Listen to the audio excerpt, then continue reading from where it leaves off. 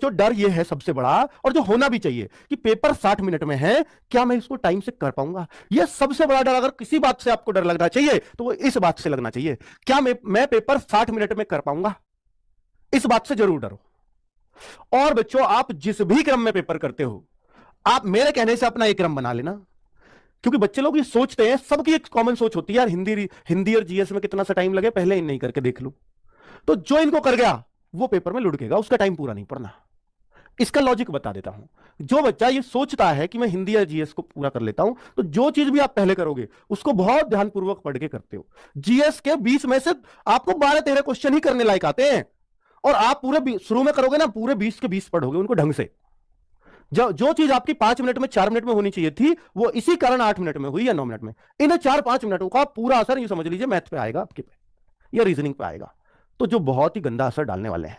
ठीक है, तो आपसे मैं कहूंगा कि आप जो भी क्रम में पेपर करते हो, प्लीज उसको चेंज करके आप सबसे पहले रीजनिंग करो, दूसरे नंबर पर हिंदी करो, और तीसरे, बेटा देखिए, अगर रीजनिंग ने आपका तालमेल खराब भी किया, जैसे आपको लगे यार अभी तो मेरा 1 मिनट में एक ही क्वेश्चन हो रहा है, पर ये हो रहा रीजनिंग का है, ये बड़ी बात है। रीजनिंग का हो रहा है, टाइम टेकिंग है, कोई बात नहीं, रिलैक्स रहिए। 1 मिनट से फिर भी पहले करने की कोशिश करिए, पर 1 मिनट में भी एक हो रहा है। एक तो बच्चा कर रहा है हिंदी और वो खुश हो रहा है, यार मैंने 10 मिनट में 15 क्वेश्चन लुढ़का दिए। तो भाई तूने कुछ नहीं किया, तूने तो बहुत टाइम खा लिया, ये तो 20 से भी ज्यादा होने चाहिए थे। पर वो खुश हो रहा है कि मैंने तो बहुत अच्छा चल रहा हूं। नहीं, अच्छे नहीं चल रहे हो आप, बेकार चल रहे हो। लेकिन आप रीजनिंग के 15 मिनट में 15 क्वेश्चन भी कर पा रहे हो, बढ़िया है, कोई दिक्कत नहीं है, कोई समस्या नहीं है।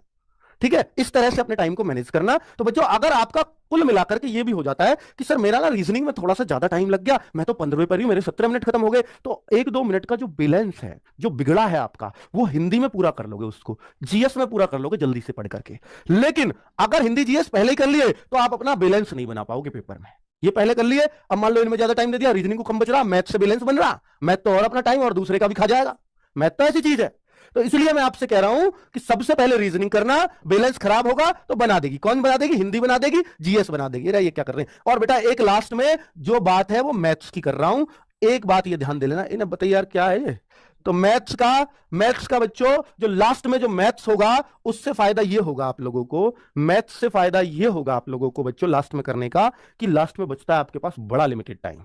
अब बहुत सारे बच्चों को ये दिमाग में रहता है, सर लास्ट में मैथ्स में तो हाथ पांव फूल जाएंगे, हाथ पैर फूल जाते हैं, वहां तो घबराहट चरम पे होती है और ज्यादा, तो उस टाइम पे मैथ्स का सवाल जो आ रहा है वो भी गायब हो जाएगा हमसे। ये एक सोच होती है। पर आप यकीन मानना, ये सोच आपको फायदा करती है, नुकसान नहीं। सर फायदा कैसे? बता देता हूं।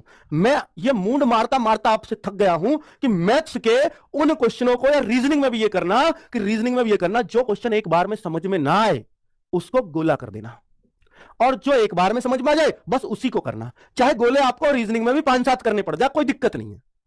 चाहे मैथ में आपको और 8-7 क्वेश्चन पे करने पड़ जाए, कोई दिक्कत नहीं है। पर आप यूं समझ लेना, आपको टारगेट ये लेके चलना है, पूरा पेपर मुझे 50-52 मिनट में करना है। 7-8 मिनट उन रिव्यू वाले क्वेश्चन को देना है जिनको मैं छोड़ के गया हूं। बच्चों ज्यादा छोड़ना चाहे कितने ही, कोई दिक्कत नहीं, 7 से ज्यादा गोले नहीं होंगे आपके रीजनिंग में, 8 से ज्यादा कभी मैथ्स में नहीं होंगे, और 8-7 15।